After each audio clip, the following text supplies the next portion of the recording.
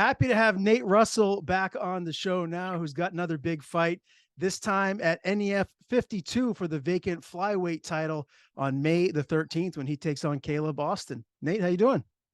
What's up, man? How you doing? I'm good. I'm happy to have you back, man. Let's dive right into this fight with Caleb. I'm excited about this one. Again, it's for the vacant flyweight strap. What do you think of this matchup? How do you like your style versus his in this fight? Uh, I think he's a wrestler. He's gonna come heavy with the wrestling game. That's all I've really been um, strategizing on. Just mostly his wrestling. I know he fights a lot like Tyler Smythe. I saw their fight. It was pretty much a wrestling match the whole entire time. So they gonna pretty much have the same game plan for him that I had for Smythe. So I mean that's how it's gonna go. That's how I think anyway. Yeah, We'll see though. Caleb lost to Tyler in the fourth round via TKO. You went the distance with him. Do you feel? I mean, I know every fight's different, and people in the matchups can be different depending on who you're fighting. But do you feel like your particular style is going to be a little bit more dangerous for Caleb than Tyler's was? Um, no, I don't think so. I mean, I don't think about it like that. I just think, like you said, we're two different guys. So the way Tyler approached the fight and the way I'm going to approach the fight are two different ways. You know what I mean? So the way Tyler approached the fight was more like I said, like a wrestling match. We were just going back and forth, mostly wrestling. From what I remember, I haven't seen the fight in a while. And for me, I'm not going to be like, oh, we're just going to wrestle and try to take each other down and ground and pound the whole time. But we'll see what happens on the day of the fight, though. Have you watched any other tape on Caleb? Do you feel like his stand-up game isn't nearly maybe what yours is? That's where you might be able to shine in this fight. I know he has a little bit better stand-up, from my opinion, than Tyler did. But I mean, I wasn't really focused on his stand-up at all, really. I was just really looking at the way he goes into his fights and kind of like his game plan. I wasn't really looking at like, oh, he does this when he stands up, he does that. More just really looking at the takedowns and the wrestling aspect of his game because that's the majority of what he does. So has this camp been one where you're really working on your takedown defense and wrestling jiu-jitsu? Has that been kind of like your priority? Going hard on the wrestling. That's exactly it, because I think the wrestling was a big part of the loss to Tyler. And shout out to Tyler Smythe, by the way, for giving me that fight, because without him, I wouldn't have had a game plan to go out and fix the mistakes that I was making against him. You know what I mean? So because of him, I have the opportunity to fix what I was doing wrong instead of getting too complacent with what I was doing. But yeah, we're going hard in the wrestling, going hard on the takedown defense, going hard in the grappling, going hard on the scrambles and all that type of stuff. Still at FAA, right? One of the best gyms in the New England area. Who have been your main training partners for this particular camp? Oh, I've been going a lot with my boy George Nassar, man. He hasn't been around for a while. He took some time off, but he's starting to make a comeback now. You should be seeing him soon. Going hard with Justin Valentine, going hard with Tony and Tony and the Tank Alvarado. Going hard with another one of my friends. He's coming up, Isaiah Sanchez. He's a good dude, man. He's coming up too. And then David Doral, those guys. The Spider Monkey. Yeah, another guy coming up, Jojo Gonzalez. Man, that motherfucker's a beast. He knows his shit. He's an animal. I can't wait till he really starts to blow. He's got one fight under his belt, but he's gonna have a lot more coming up. Do you feel FAA is just getting better and better with the guys that are in there in the gym training day in and day out? I don't know. We always got a solid group of dudes all the time. A solid, consistent group of guys. You know what I mean? And then there's other guys that come through like here and there, but the majority of the time, like I'm never worried about not getting good work there. So, you know what I mean? Yeah, no doubt. Well, what's the weight at these days? What is the weight cut down to flyweight? Is that still pretty manageable for you? Or are you really having to be careful to make sure you don't get too heavy? It's never a problem. Never a problem. Right now I'm walking around at 35. So, I mean, that was when I just from stop eating all the crap and all the garbage. I just lose weight from not eating sugar and fast food, Yeah, okay. So I got a pretty easy cut. I'm not worried about the weight at all. Okay, very good. Well, we talked a little bit about, your matchup with Tyler Smythe. That was obviously at Cage Titans 57. You said that, you learned from that fight, and it's going to help you in this fight with Caleb.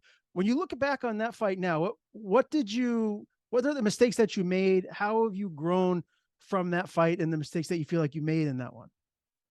I don't think I really took into account Tyler's game, like a Tyler's game plan, really, because his game plan was to push me back against the cage, and regardless if he takes me down or not, as long as he's holding me onto the cage, or if he does take me down, he's winning the fight. So he's completely comfortable with just going the distance and controlling the fight all the time, the whole time, and and have it go that way. Now, with this fight, I'm cannot let myself be just so complacent with being on the fence.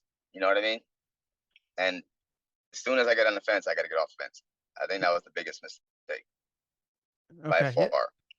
Yeah, that makes sense. So do you feel like, really taking the center of the cage and dictating the pace and not allowing him to push you back, that's your best course to a victory here? I think it has a good shot doing that.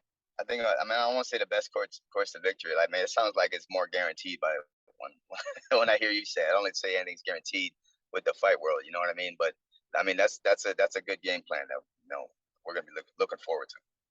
Okay. I wanted to ask you too, Nate. Do you have a nickname? Is there something that you go by as a fighter? No, I don't. I mean, everybody calls me Nate Dogg, but other than that, right, I really don't have one. I should probably get one at some point. Can I give you a Nate the Great or suggestion? something. What is it? Okay. Well, you already have what, 4 or 5 regional titles. If you get this belt too, I think your nickname has to be the belt collector. The Bell Collector. I don't know. It sounds too arrogant for me, man. I like it. I wouldn't mind people calling me that, but I would not like to be the one to tell people I'm the belt collector. You know what I mean? It's like that's not my style. Well, I don't like that. I'm telling you, you're the All right, belt look, collector. you can call me that as many times you want. I will not bother you. It sounds good to me. Yeah. Well, I was thinking, there's a movie, The Bone Collector, and that was a scary movie. I think it had like what, Denzel Washington in it, and so the Belt Collector is a kind of play off that, or at least it was in my mind. So I thought, I don't know, Nate, I think it fits. I like I said, man. I like it. I like it. But then again, it's just one belt. Every fight to me is just I'm 1-0. I'm 0-0. So after I win this one, if I win this one, it'll be 1-0. So it's not gonna really. I'm not. I don't see myself as having four. You know what I mean? I see myself as a none, zero right now. What would the significance be of winning this NEF title? What would that mean to you? It would actually mean a lot. Like despite what I just said, like winning this one, I haven't been able to even get up there, and to win it in my first try, I think that'd be amazing, a big accomplishment for me. You know what I mean? Because I've been trying to get up there for years now. I just never had the opportunity to fall through either with camp or my family or the coaches or whatever. So to be able to go up there and just win it in the first try, I mean, it would mean a lot. It'd be a big thing. So the titles that you have won: Cage Wars, Cage Titans, Ammo, Premier. Who has the nicest belt out of those? Uh, between Cage Wars and Cage Titans. I think those are the two best ones. The two nicest looking ones. I think. Okay. Have you seen an NEF belt? No, I have not. No. Okay, well, you're gonna have to let me know how the NEF belt compares if you do get your hands on it, in comparison to the other ones that you've won. Do you have your belts at home in like a display case? Unfortunately, not. I don't have anywhere to put any of my stuff, so they're just packed away in like a closet in a box, and it's kind of horrible. But when I get this, hopefully sometime I'll be able to put them somewhere, maybe in my garage with the rest of my training stuff and all that. But right now they're just collecting dust, which is kind of miserable. Yeah. Okay, you're gonna have to change that at some point down the line. Get those up on the I wall. know. I gotta have my kids see it because every time my kids see it, they get all hyped. And they're, Daddy, see me, show me the belt. Daddy, where's the belt? And I'm like, it's over there. I go, hold on, I gotta dig it out. But I don't have anywhere to put it right now, so I just gotta sit on it. Okay. Well, at least you got it, man. That's all that matters. I also wanted to ask you too, is there any thoughts of eventually turning pro? Is that something that you ever will do? I would like to, but there's like I just did an interview with Tommy Vickers. I really explained in more detail with that, but there's a big conflict between my family and then the amount of time I have left fighting. I don't know how much time I have left fighting, and then the family part. If I go pro, there's only two places I can pull time from, either my family or my job, to train more to be able to fight pro. I can't take any time from my job. So that goes, I have to take time from my family. And I don't know if I can even do that. You know what I mean? Because it's like I already get I already don't get enough time with my family as it is. So to go pro, I'd have to take more time from them, and it's killing me already. You know what I mean? And then if I go pro, like I only have I'm 40 years old. I don't know how much more time I'm going to be able to fight. So if I go pro, the difference in training for 3 minute rounds to 5 minute rounds is going to be a lot stronger. It's going to be harder workouts, harder conditioning, longer training, and in the end, it's going to be a shorter amount of time that I'll be able to fight. You know what I mean? Like as I get older, I'll be able to fight longer doing 3 minute rounds than I will be able to do 5 minute rounds. Does that make any sense? Oh, it makes total sense. You and me are right around the same age, so I got to ask you, man. Like, is it harder getting up and getting at the gym and wrestling and doing jujitsu and you know all the work that you have to do to get ready for an MMA fight, especially a title fight? How does your body feel? It's hard getting up in the morning. I just don't. As soon as I get out of work and I'm hyped, I'm ready to go to practice and get it in there. But like getting up in the morning is just miserable. But I'm not a morning person either. You know, I hate waking up and going there and being awake. And then conditioning, I hate conditioning also. It's like the worst part of my day is so boring and not fun. I'm all about having fun and enjoying myself, and I'm not doing any of that conditioning, and it's miserable. Unfortunately, I have to really suck it up and just do it. But it's like I wish it was as easy as going to hit pads or going to wrestle. Like I'm there, let's go. I'm hyped for it, but it's conditioning is like, oh fuck, let's Yeah. go another one. You know what I mean? I do, man. I do. It's an absolute grind. So the fact that you're still doing it and you're competing at a high level here regionally, that just goes to show your conditioning and the shape that you're in. So tip of the cap to you as far as that's concerned, Nate. As far as the specific matchup with Caleb goes and how you see it playing out, give me your ideal vision as to how you believe this fight is going to shake out. I think it's gonna be a wrestling match. I think it's gonna be a lot, a lot similar to my last fight, just more wrestling without me being on a cage. Trying more wrestling in the middle of the mat, in the middle of the cage, and then scrambling in the middle, and a lot of pressure on his side, trying to take me down. A lot of grind. I think it's gonna be a 5 round, exhausting war of wrestling and grappling. Do you think this is going to be one of your harder fights?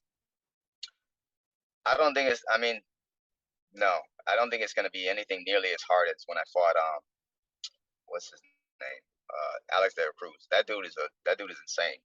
that that was my hardest fight, and I don't think it's going to be nearly as hard as that fight. No disrespect to Caleb Austin, but I think his wrestling is probably going to be a lot tougher than what Caleb Austin has. You know what I mean? And that that fight was extremely difficult for me to do anything because that guy he just take me down whenever he wanted to, and after taking me down, it was a fight just to not get hit in the face because I couldn't get up at all.